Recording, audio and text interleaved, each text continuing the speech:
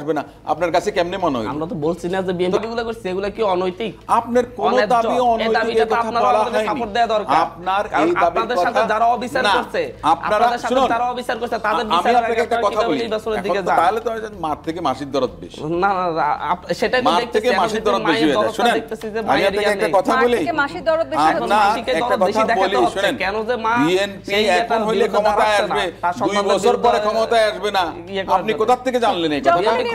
তার মানেটা কি আপনারা স্থানীয় সরকার দিয়ে আপনারা, তার মানে কি আপনারাই চাচ্ছেন যে কথাটা আপনি বললেন যে স্থানীয় সরকার নির্বাচন দিয়ে আপনারা কুক্ষিগত করে তারপরে আপনারা মনে করেন যে সেটাকে টুলস হিসেবে ইউজ করার চেষ্টা করছেন। তার মানে স্থানীয় সরকার নির্বাচন আমরা বিস্তার করতে পারবো। আপনি জানেন না যে স্থানীয় সরকার নির্বাচনের সংস্কার কত বড় বিষয়, আপনি জানেনই না।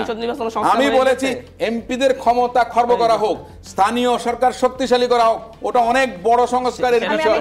ওটা আপনার এই সমস্ত ইন্টারিম গভর্নমেন্টের কাজ না। জাতীয় সংসদটা হয়ে গেছে সংস্কার। ইন্টারিম শুনেন, ইন্টারিম গভর্নমেন্টের জাতীয় কাজ সংসদ সেটা না। নির্বাচনের জন্য সংস্কার হয়ে গেছে। আপনি মনে করেন যে দীর্ঘদিন চলতে পারেন না, আপনি বললেই তো হবে না।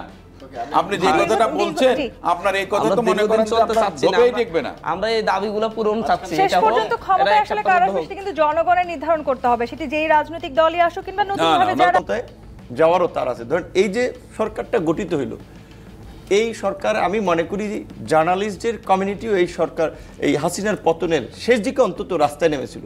এই গুলশান, বনানী, ধানমন্ডির আপার ক্লাসের লোকেরাও বলেন, ইংলিশ মিডিয়াম পুরো বাচ্চারা বলেন, কিংবা ওই মাদ্রাসার ছেলেমেয়েরা বলেন, তারা কোনো রাজনৈতিক দল মতে স্পেসিফিকভাবে বিবেচনা করে নেই, তারা হাসিনার ফ্যাসিবাদের পতনের জন্য রাস্তায় নেমেছিল। একটা স্বতঃস্ফূর্ত গণ অভ্যুত্থানের দিকে এই আন্দোলন টান করেছে এবং এই ফ্যাসিবাদের পতন হয়েছে। এখন ধরে আমি যদি বলি যে আমি বলি যে আমার দিকে যায়, কারণ আমি যদি বলি আমি আন্দোলনে আব্বা, এটা কি আসলে আমার দাবি করা নৈতিক বা ঠিক হবে? আমার ঘোষণাতে কিংবা আমার ডাকেই সব মানুষ রাস্তায় নামছে? মানুষ তার নিজের প্রয়োজনে বিবেকের তাড়নায় রাজপথে নামছে। এখন এটাকে যদি মুক্তিযুদ্ধের আওয়ামী বয়ানের মতো আমরা গুটি কয়েক মানুষ কুক্ষিগত করতে চাই, নিজেদের বলে দাবি করি, তাহলে কিন্তু এই বিভাজনটা তৈরি হবে। এই আন্দোলনের অবশ্যই বড় স্টেক হোল্ডার বিএনপি এবং জামাত সত্যিকার অর্থে, কারণ তাদের গত 16-17 বছরের যে ধারাবাহিক স্যাক্রিফাইস, আমি স্যাক্রিফাইস করেছি 18 সাল থেকে, ধরেন আমার 7 বছরের স্যাক্রিফাইস রাজপথে যখন নেমেছি।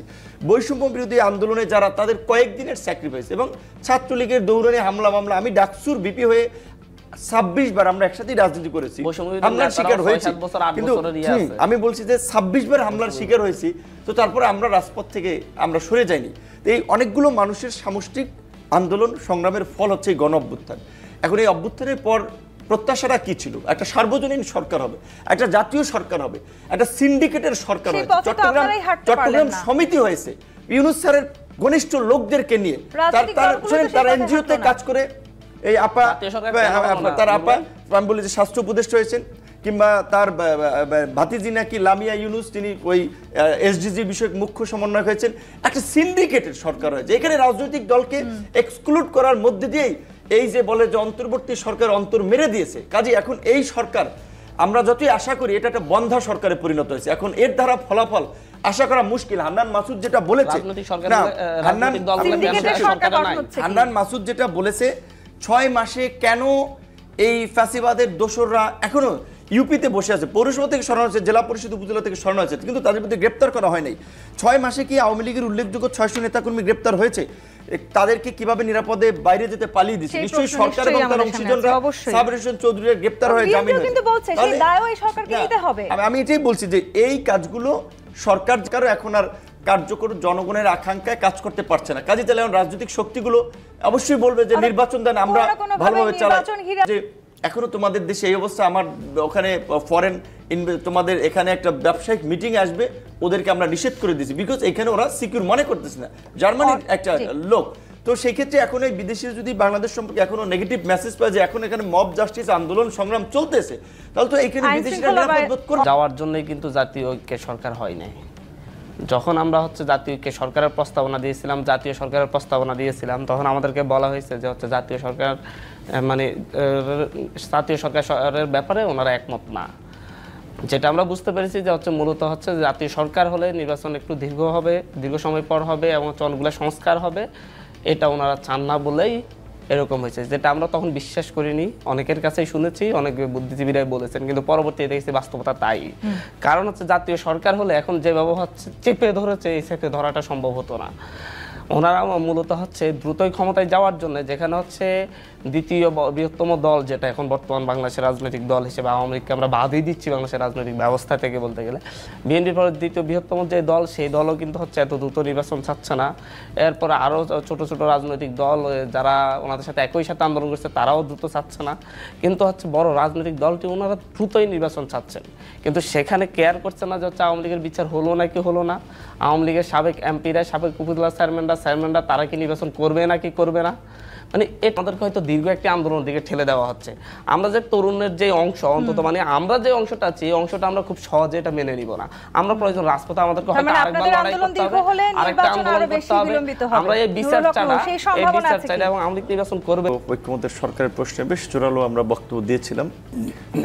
জাতীয় ঐক্যমত্যের সরকার হয় নাই, কারণ সুনির্দিষ্ট ব্যক্তি ক্ষমতাকে উপভোগ করার জন্য তাদের গোত্রীয় লোকদের নিয়ে একটা সমগোত্রীয় সরকার গঠন করে প্রথম দিকে ভুলটা করেছে, যার ফলে এখানে রাজনৈতিক প্রতিনিধিত্ব না থাকার ফলে একটা দুর্বল, অত্যন্ত দুর্বল একটা সরকার গড়েছে। উপদেষ্টাদের আসলে আমি মনে করি যে ওই মিনিস্ট্রি চালানোর মতো অনেকের সক্ষমতা নেই, তার মধ্যে আবার এক একজনের 2টা মিনিস্ট্রি।